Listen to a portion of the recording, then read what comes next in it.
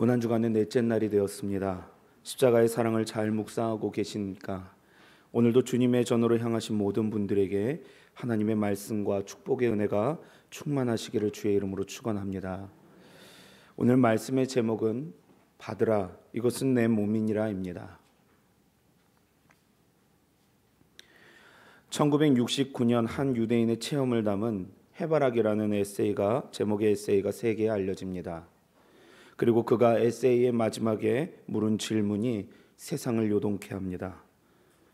그는 사실 홀로코스트를 겪은 유대인이었습니다. 그러나 그는 훗날 아돌프 아이히만을 비롯한 1100명의 나치 전범들을 추적하여서 끝까지 심판대에 세워서 나치 헌터라고 불리었던 시몬 비젠탈입니다.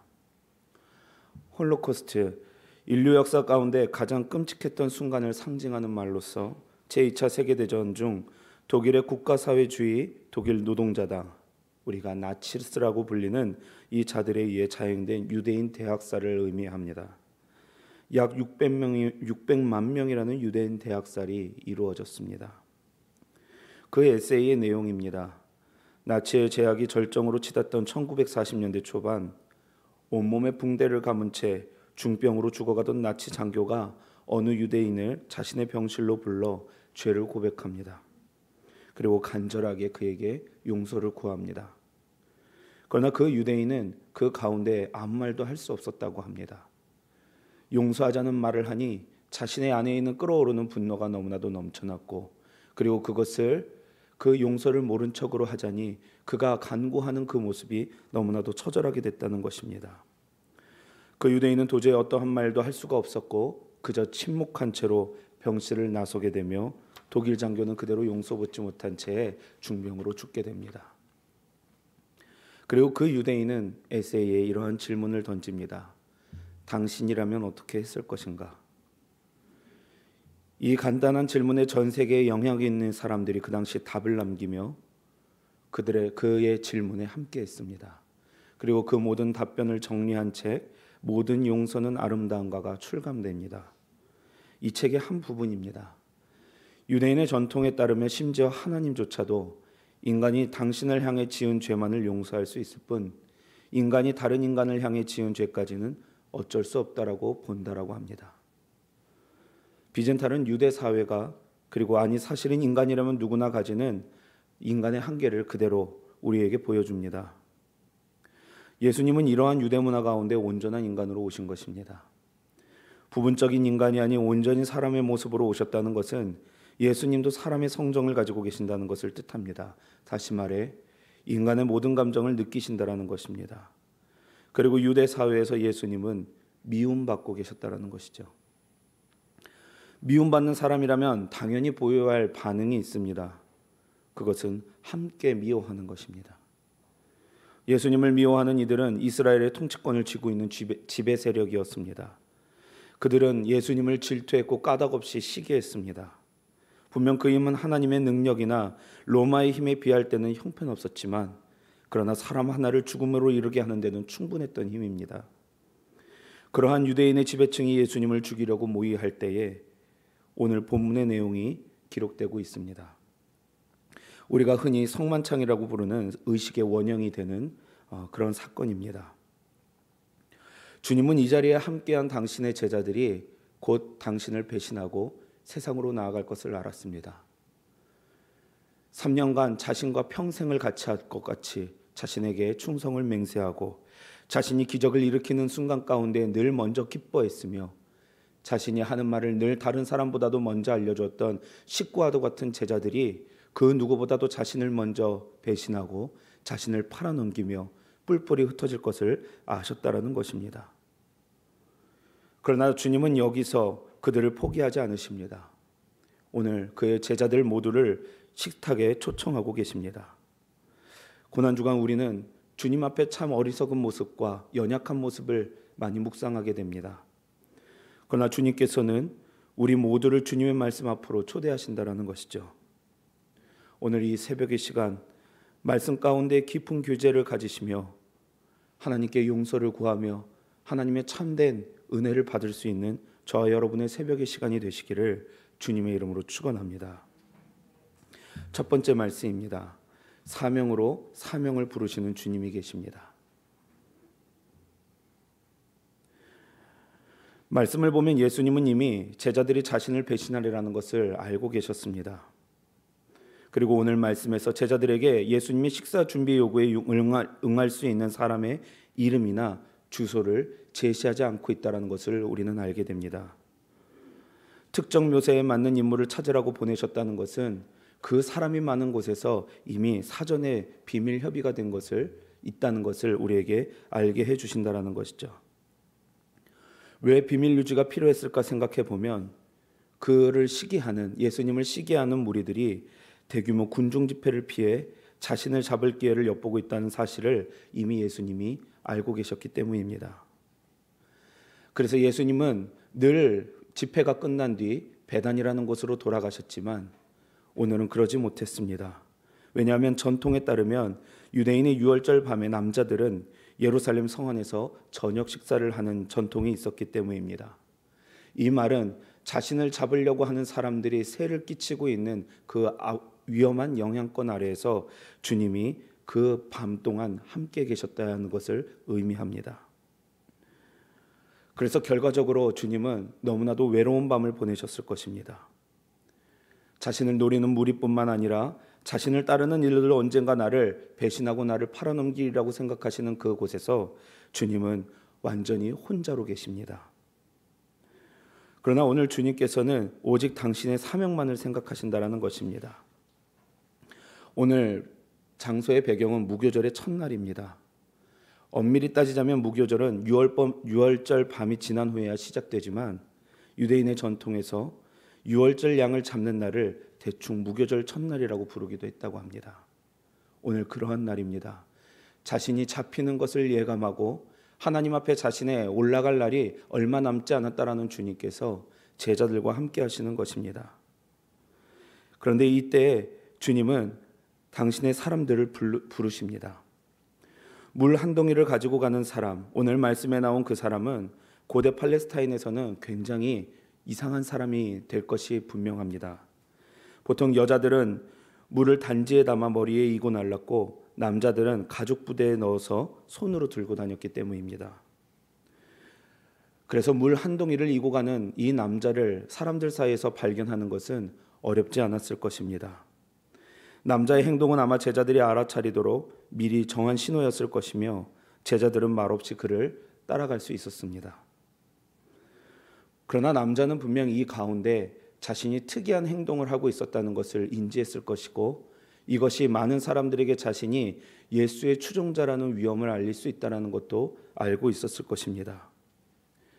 유월절에는 양을 잡는 것이 있는데 이것은 제사장의 관할 구역에서만 실행됩니다. 그는 예수님을 위하여 양을 잡아야 했고 이 모든 일 가운데 수고와 자신의 헌신을 아끼지 않았어야 했습니다. 자신이 살고 있었던 집도 주님께 객실로 넘겨드려야 했습니다. 그러나 이것을 모두 사명으로 감당합니다.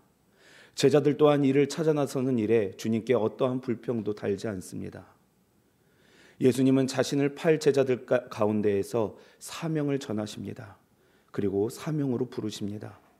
사명으로 사명을 부르시는 것입니다. 오늘 우리의 삶 가운데 하나님께서 어떠한 사명을 주시는지는 모릅니다. 그러나 그 사명이 아무리 참기 어려운 것일지라도 주님은 그 사명으로 다른 사명으로 우리를 인도하신다는 것을 기억하시기 바랍니다. 오늘 이 새벽에 사명으로 사명을 부르시는 주님께 함께 하시며 주님의 그 거룩한 식탁에 초대되는 저와 여러분의 삶이 되시기를 주님의 이름으로 간절히 축원합니다. 두 번째 말씀은 누구든 식사에 초청하시는 주님입니다. 누구든 식사에 초청하시는 주님. 고대 근동에서 식사를 함께 한다는 것은 큰 의미를 갖고 있었다고 우리 어제도 나누었습니다. 식사를 함께 한다는 것은 식탁에 둘러앉은 사람들과 관계를 맺거나 그 관계를 계속해서 이어간다는 의미를 가집니다. 또한 이 식탁에서 저녁 식사라는 것은 더욱이 큰 의미를 가집니다. 중요한 사람, 나와 중요한 관계를 이어갈 사람에게만 주어지는 특권과도 같은 것이었습니다.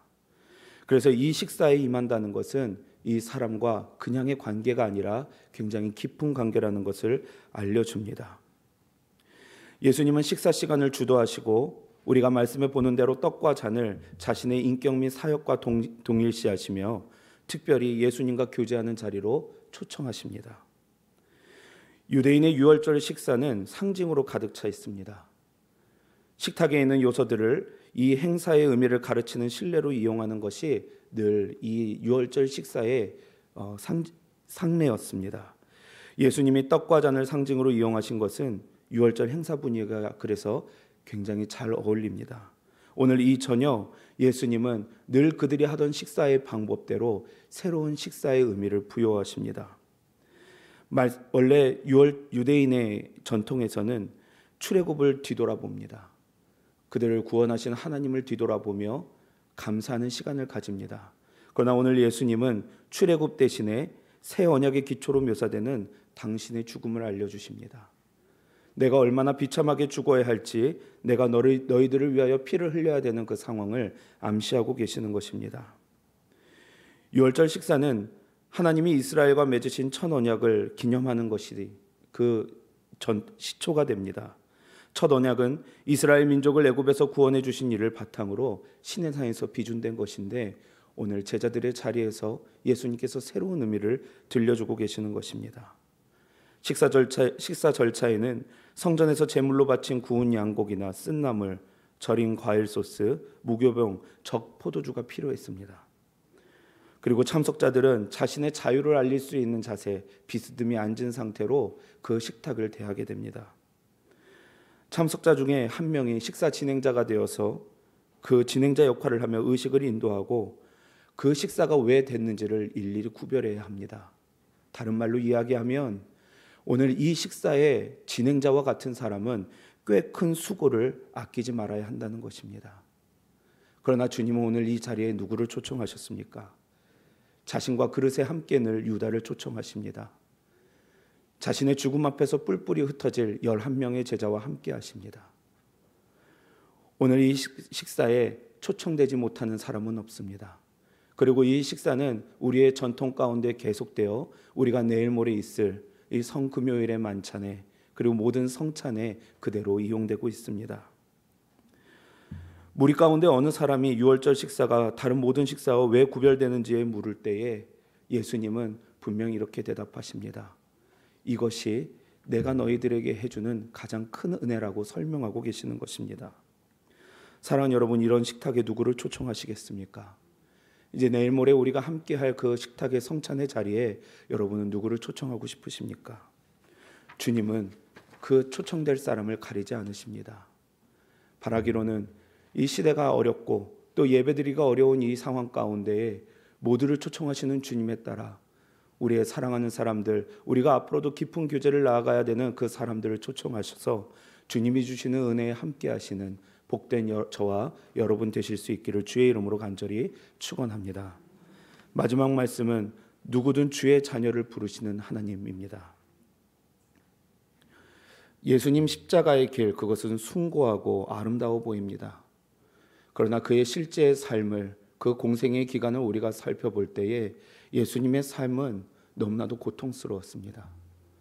평생을 남을 위해서 사셨고 자신의 쉴 시간까지도 버려가며 남을 위해 헌신하셨습니다. 그리고 마지막은 그 헌신한 사람들의 배신으로 말미암아 비참하게 십자가 앞에서 피를 흘리며 돌아가십니다.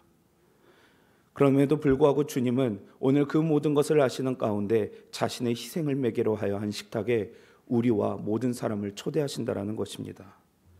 사랑하는 여러분, 이것이 주님의 식탁입니다. 하나님과 함께 먹고 마신다면 사실 우리에게 무엇이 어려울까 생각해 보시기 바랍니다.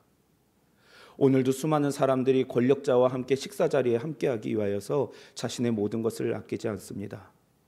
우리가 잘 알다시피 주식의 거부로 알고 있는 워렌 버핏과의 함께 식사가 경매에도 팔린 것을 우리는 잘 알고 있습니다.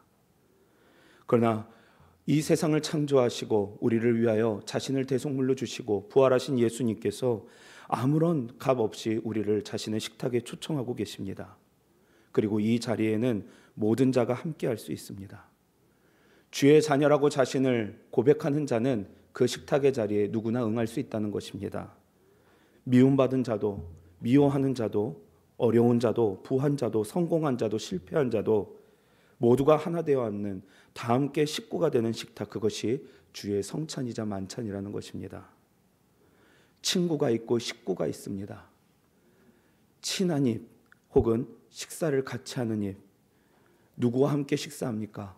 친구는 절대로 식구가 될 수 없습니다. 오늘 주님은 우리를 친구로 부르시는 것이 아니라 식구로 부르고 계십니다. 싫거나 좋거나 우리에게 어떠한 잘못이 있어서 부르시는 것이 아니라 우리를 사랑하시는 주님, 우리를 자녀 삼으셨기에 당신의 그 희생의 자리로 우리를 초청하고 계시는 것입니다. 오직 예수님은 하나님에 따라, 하나님의 순종에 따라 자신을 살아가고자 하는 그 자녀들을 당신의 가족이라 부르시며 우리를 함께 하시려고 합니다.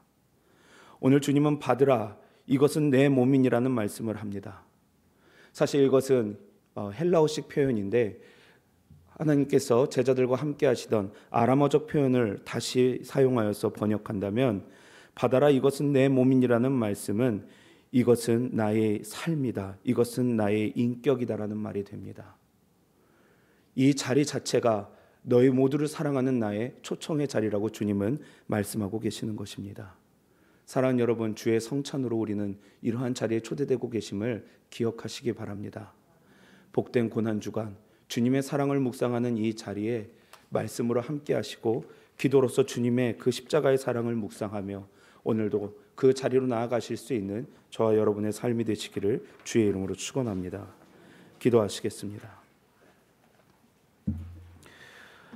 오늘도 우리의 친구 되시며 또한 식구가 되어 주시며 우리를 늘 초청하시는 하나님, 말씀과 기도의 귀한 자리로 초청하실 때에 늘 감사함으로 주의 초청에 응하는 우리 자녀의 모습이 되게 하여 주시옵소서. 기도하는 우리에게 하나님께서 능력이 되어 주실 줄을 믿습니다. 고난의 주님을 묵상하며 주님의 길을 신뢰하며 따라가오니 십자가의 길이 우리의 길 되게 하시고 부족한 우리 가운데 긍휼로 임하사 오직 주의 사랑이 넘치는 자리 가운데 함께하게 하여 주시옵소서. 오늘도 주 앞에 드리는 헌물을 기뻐 받으시고 저들의 삶 가운데 능력과 은혜로 응답하여 주시옵소서. 오늘도 어쩔 수 없는 마음을 가지고 이 예배에 임하는 모든 사람들의 서원하는 제목에서부터 감사의 예물까지 주님께서 홀로 응답하시고 저들의 삶 가운데 자정하시사 우리들이 셀 수 없는 축복으로 함께하여 주시옵시며 우리들의 부족한 삶을 어루만져 주시옵소서. 보혈의 주님을 찬양합니다. 오늘도 우리와 함께하실 그 이름을 의지하오며 예수 그리스도의 이름 받들어 간절히 기도드리옵나이다. 아멘.